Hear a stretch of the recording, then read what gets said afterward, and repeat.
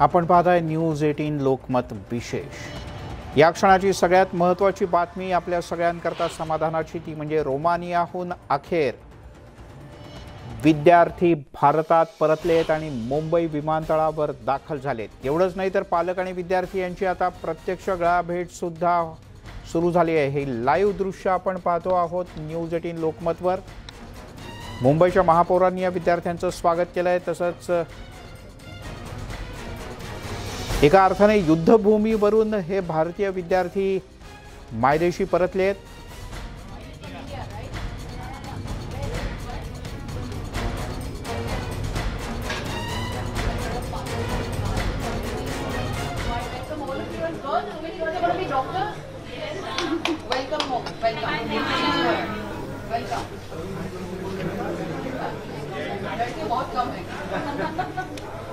You can go ahead, sweetheart.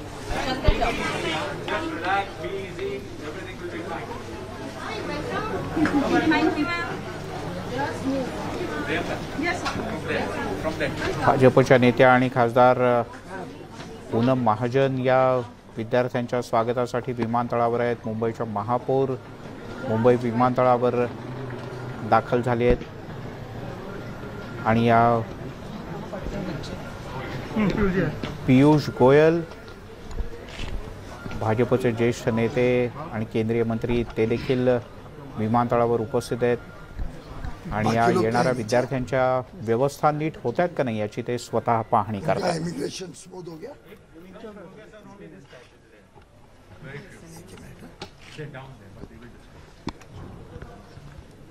They don't have any check-in bags, no? They do. They do all of that.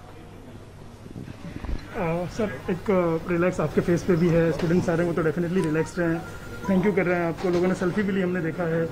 तो एक बहुत मेहनत task था उस जगह से लोगों को निकाल के और सेफ लेके आ पाना, कैसा फील? जब से ये क्राइसिस शुरू हुआ, माननीय प्रधानमंत्री नरेंद्र मोदी जी लगातार चिंता में थे कैसे हमारे सब भाई बहन, हमारे बच्चे, हमारे नागरिक सुरक्षित देश में जल्द से जल्द वापस आ सके। हमें निरंतर हमारे फॉरेन मिनिस्टर डॉक्टर जयशंकर संपर्क साधे हुए थे सभी देशों के साथ, रशिया, यूक्रेन और आसपास के सभी देश, सबके साथ उनकी बातचीत चल रही थी और पूरे रूट्स बनाए गए। सभी स्थानों पे हमारे एम्बेसी के ऑफिशियल्स पहुंचे, हेल्पलाइन एकदम एक्टिवली काम करी और संतोष की बात है कि सुरक्षित आज हमारे 219 बच्चे, भाई बहन, साधारणतः सभी स्टूडेंट्स हैं, अधिकांश बेटियां हैं, वो सब सुरक्षित आई हैं। प्रधानमंत्री मोदी जी ने मुझे विशेष मुंबई भेजा कि मैं इनका स्वागत करूं, इनकी देखरेख करूं। आपने देखा होगा सब अरेंजमेंट्स किए हुए हैं, इमिग्रेशन पे बहुत सरल तरीके से करके उनके बैग्स देके उनको अपने गंतव्य स्थान पर भेजा जा रहा है। हमारे लिए तो इतनी संतुष्टि है कि ये पहला बैच अब पहुंचा है, दूसरा बैच भी जल्दी दिल्ली पहुंच जाएगा और अब ये लगातार निरंतर प्रयास रहेगा कि जल्द से जल्द सबको लौटाया जाए। जब तक सबके सब वापस नहीं आ जाते हैं, पूरी केंद्र सरकार तट पर रहेगी। प्रधानमंत्री नरेंद्र मोदी जी स्वयं इस पूरे कार्यक्रम को मॉनिटर कर रहे हैं, उस पर नियंत्रण रखे हुए हैं। डॉक्टर जयशंकर दिन रात उनके अधिकारियों के साथ संपर्क बनाए हुए हैं, विदेश के मंत्रियों के साथ संपर्क बनाए हुए हैं। हम प्रतिबद्ध हैं कि भारत का हर नागरिक सुरक्षित भारत वापस लौटे। सर, जो लोग आ गए हैं उनके परिवार वाले आश्वस्त हैं, लेकिन जिनके परिवार के लोग अभी भी वहाँ हैं उनको चिंता है, सरकार कह रही है लेकिन चिंता, उन्हें कैसे आश्वस्त करना चाहेंगे? मैं ये बताना चाहूंगा कि हमने हर संभव प्रयास किया। माननीय प्रधानमंत्री जी ने दोनों नेताओं से भी बात की है, रशियन प्रेसिडेंट, यूक्रेन के प्रेसिडेंट से। आसपास के सभी देशों के बॉर्डर्स पर हमारे एम्बेसी के ऑफिशियल्स हैं। लड़कों को बॉर्डर्स तक लाने के लिए यूक्रेन में भी इंतजाम किए जा रहे हैं, कोशिश की जा रही है और जैसे ही बॉर्डर पे आते हैं तो हमारे अधिकारी उनकी देखरेख में लग जाते हैं। उनको हवाई अड्डे पे लाके भारत से इवैक्यूएशन के लिए प्लेन्स भेजे जा रहे हैं। मैं आपके माध्यम से सभी बच्चों को, सभी भारत के नागरिकों को जो वहां पर हैं, ये संदेशा जरूर देना चाहूँगा। माननीय प्रधानमंत्री नरेंद्र मोदी जी, माननीय डॉक्टर जयशंकर विदेश मंत्री और सभी अधिकारीगण इस काम पर निरंतर 24 घंटे लगे हैं। हम जब तक सभी भारत के नागरिक वापस सुरक्षित नहीं आ जाए, हमारे प्रयास पूरी तरीके से रहेंगे। किसी ने चिंता नहीं करनी है। जो इंस्ट्रक्शंस कंट्रोल रूम के माध्यम से उनको मिलते हैं उसको अवश्य फॉलो करें। सर, एक आउटपोर ऑफ इमोशंस हमने देखा, लोग जब आ रहे हैं तो बहुत खुश हैं, कुछ की आंखों में हमने आंसू भी देखे, और कुछ लोग आप तक आए, उन्होंने आपको पर्सनली थैंक यू किया, सेल्फी निकालने के लिए भी वो जिद कर रहे थे। तो ये जो आउटपोर ऑफ इमोशंस है, इसको आप कैसे देख रहे हैं? स्वाभाविक है, अपने मातृभूमि में जब वापस लौटता है व्यक्ति, खासतौर पे इतने कठिन परिस्थितियों से, ये बच्चों ने भी काफी कश्मकश की, यूक्रेन से निकले, बुखारेस्ट तक आए, फिर तो उसके बाद तो अधिकारियों ने देखरेख करी, लेकिन वो भी एक काफी कठिन समय रहा होगा। मेरा मानना है कि जो हौसला इन बच्चों ने आज दिखाया, ये दर्शाता है सही मायने में भारत की ताकत, भारत की एकता और पूरे भारत का आत्मविश्वास, और हमारे भारत के नागरिकों का प्रधानमंत्री मोदी जी के प्रति जो कॉन्फिडेंस है, जो उनके मन में है कि प्रधानमंत्री मोदी जी हैं तो हम सुरक्षित है, वो हमें जरूर संभालेंगे। और आपने देखा सबका लगभग वही मैसेज था, सबके बच्चों में जो कॉन्फिडेंस था कि हमें पूरा विश्वास है कि मोदी जी हैं, हम सबको सुरक्षित लेके आएंगे। Sir, now we'd like to have a small reaction in English also. It's a Herculean task to bring out its own people from a war zone. It's actually a war zone, and bringing our citizens back into the Herculean task. It just begun. First fight has come. Well, I think Prime Minister Narendra Modi has been on top of this right from the word go. He has consistently maintained that the safety and security and safe return of all the Indian citizens in Ukraine is this government's first and foremost priority. सबसे ज्यादा जब से आप railway में करते और मेरे dad भी रेलवेज में ही थे। अच्छा, तो कंफर्टेबली आए ना? जी बिल्कुल, बहुत अच्छे से आए, बहुत अच्छी सुविधा थी। रोमानिया के बॉर्डर्स पे दिक्कत थी, वो इंडियंस की तरफ से बिल्कुल दिक्कत नहीं थी, वो उनकी तरफ से इमिग्रेशन थी। और हमारे अफसर थे ना, बिल्कुल थी, और जरा भी दिक्कत नहीं हुई। और क्या करते हो आप ट्रेन में? हम तो MBBS की स्टडी कर रहे थे, वही कर रहे थे।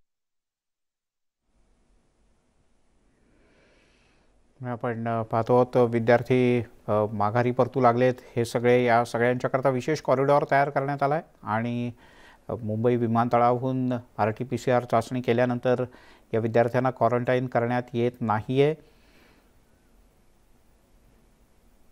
काही प्रतिक्रिया आपल्यापर्यंत येत आहेत, पाहूया।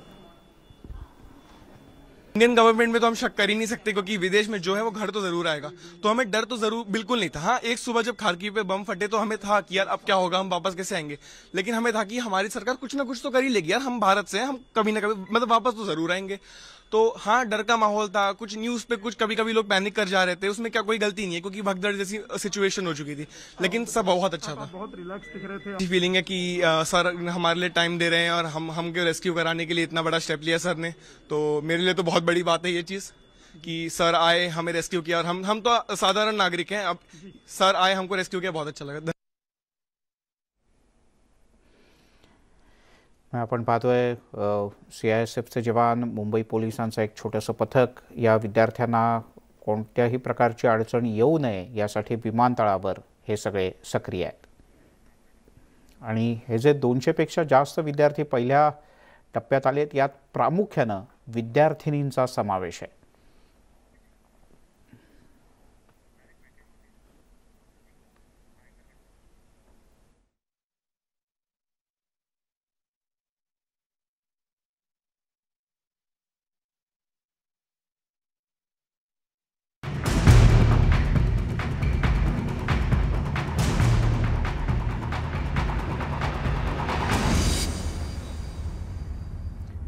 मायभूमीच्या वाटेवर पुणे जिल्ह्याच्या लोणावळ्यातल्या मोनिका दाभाडे ही विद्यार्थिनी युक्रेनमध्ये शिक्षणासाठी गेली होती, मात्र युद्धामुळे ती युक्रेनमध्ये अडकून पडली। यामुळे तिच्या पालकांच्या जीवाला मोठा खोर लागला, कारण दाभाडे कुटुंबाची आर्थिक परिस्थिती सामान्य आहे। मोनिकाचे वडील खाजगी वाहन चालक आहेत, पण मुलीला उच्च शिक्षण मिळावं म्हणून त्यांनी कर्ज घेऊन तिला युक्रेनमध्ये पाठवलं। मात्र आता युद्धानं सगळं चित्र बदलून टाकलं।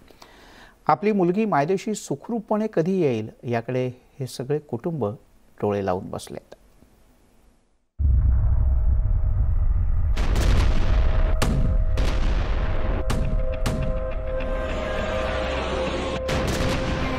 ती बोलते तिकडून का मी व्यवस्थित आहे, पण आम्हाला शेवटी काळजी लागली आहे ना. ती म्हणते घाबरू नका तुम्ही, आम्ही व्यवस्थित आहे, पण पैसे पण नाही ना, राहणार कसे ते लोक. पुणे जिल्ह्याच्या लोणावळ्यातील रहिवाशी असलेल्या मिनल दाभाडे यांच्या डोळ्यातून अश्रू थांबायचं नाव घेत नाही, कारण त्यांची मुलगी मोनिका युक्रेनमध्ये अडकली आणि त्यामुळेच दाभाडे कुटुंबाचा जीव टांगणीला लागला. युक्रेनवरील सततच्या हल्ल्यामुळे हे कुटुंब अस्वस्थ झालंय. आम्ही मुलीला भरपूर शिक्षण दिलं, तर तिने बघता येतपर्यंत यावं सरकारला एवढीच मागणी आहे.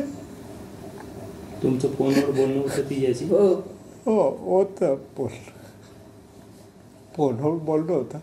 ती व्यवस्थित आहे, पण सरकारने तेवढं काम करावं का तिला इठ्ठ्या सोडवायची.